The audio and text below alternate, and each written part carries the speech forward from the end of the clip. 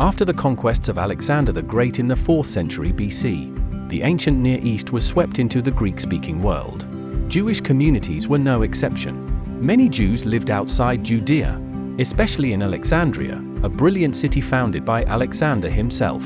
By the 3rd century BC, Alexandria had become one of the intellectual capitals of the Mediterranean, home to the famous Library of Alexandria.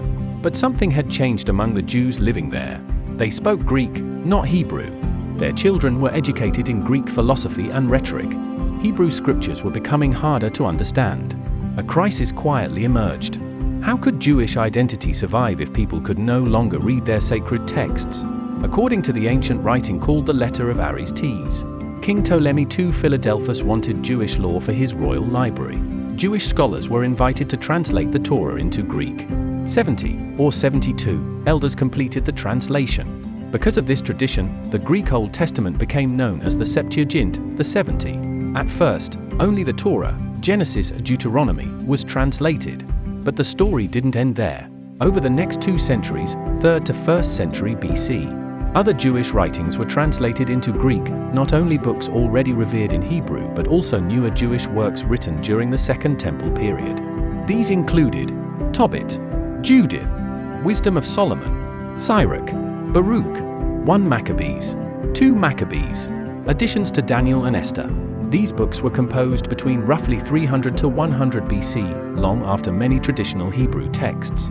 But here is the crucial point.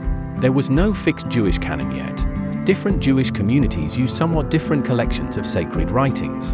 In Alexandria, Greek-speaking Jews treasured these newer works because they addressed persecution under Hellenistic rulers. They defended Jewish faith using Greek philosophical language.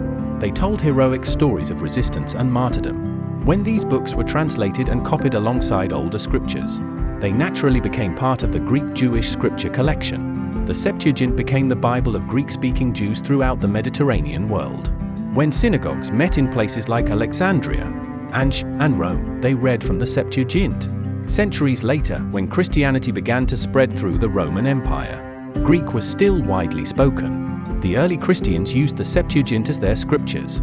When writers of the New Testament quoted the Old Testament, they often quoted from the Septuagint. In this way, a translation made for Jews living far from home became the bridge between the Hebrew scriptures and the Christian world.